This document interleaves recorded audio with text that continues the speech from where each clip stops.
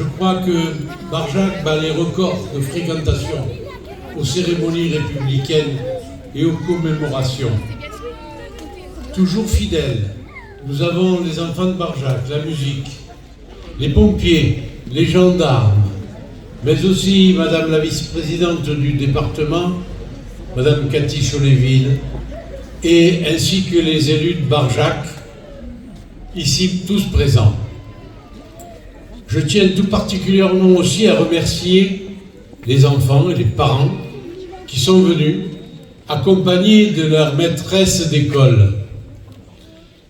Et je ne pouvais m'empêcher de penser au mien de maître d'école, le père Achard.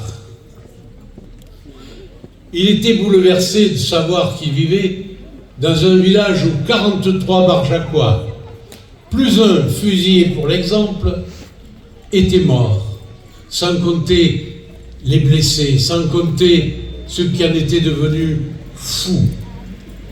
Lui-même avait perdu son papa, il était pépille de la nation.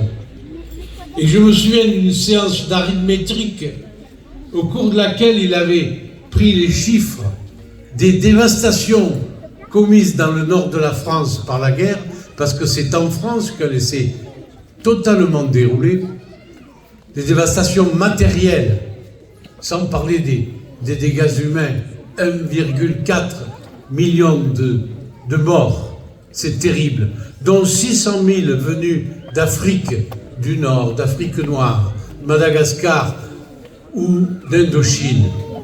600 000, 30% de leurs effectifs ont saigné dans le sol de France. Eh bien, le père Achard va faire une division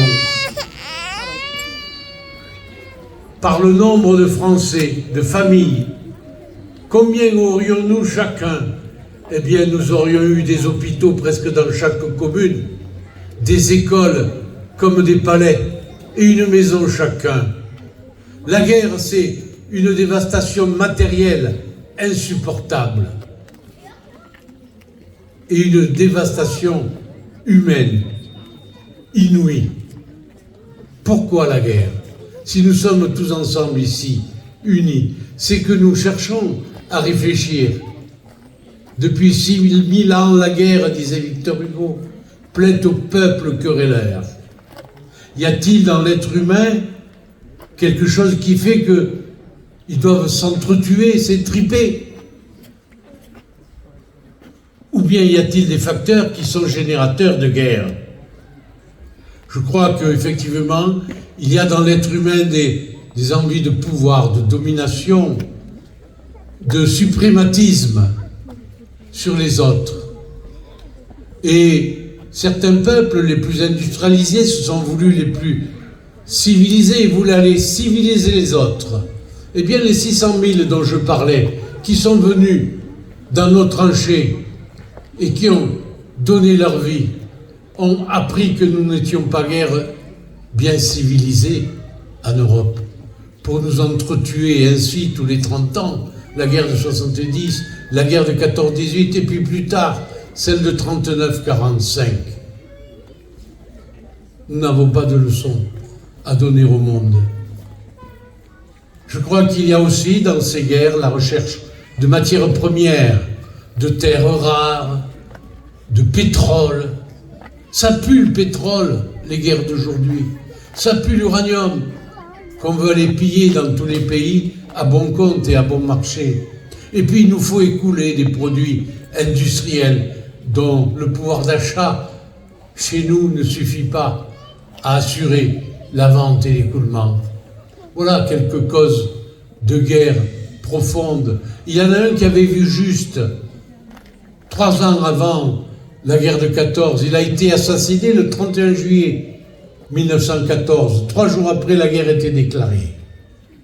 C'était Jean Jaurès. Il savait dans son livre L'Armée nouvelle qu'avec les moyens industriels de tuer, ce serait une immense boucherie. La mitrailleuse avait été inventée, les canons perfectionnés, les premiers chars d'assaut avaient fait leur apparition. Il avait vu juste. Il savait que la guerre, elle est produite par un manque de justice.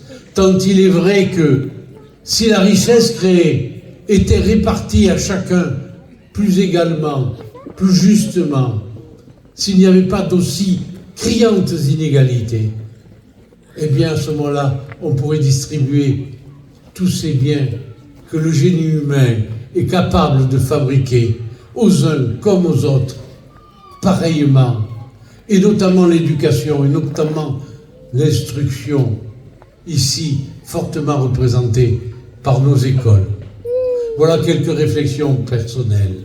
Je crois qu'il est important d'éduquer nos enfants au triptyque de la République. La liberté, oui, rien n'est plus cher, mais aussi l'égalité. Ne supportons pas les injustices. Et si cela est respecté, liberté et égalité, bien la fraternité, elle viendra. Éduquons à la paix. Veillons, en tant que peuple, à ce que ne soient pas détournés de nos bien-être, de nos bonheurs, tant de sommes qui vont servir à tuer. Aujourd'hui, la course aux armements est relancée. Personne ne dit rien. Il est même évoqué une guerre nucléaire. Et c'est le silence. Eh bien, il appartient au peuple d'être vigilant et venir à nos cérémonies, que ce soit celle du 8 mai ou comme aujourd'hui du 11 novembre, je crois que c'est la même émotion que nous avons d'un profond désir de paix. Vive Barjac, vive la République, vive la France.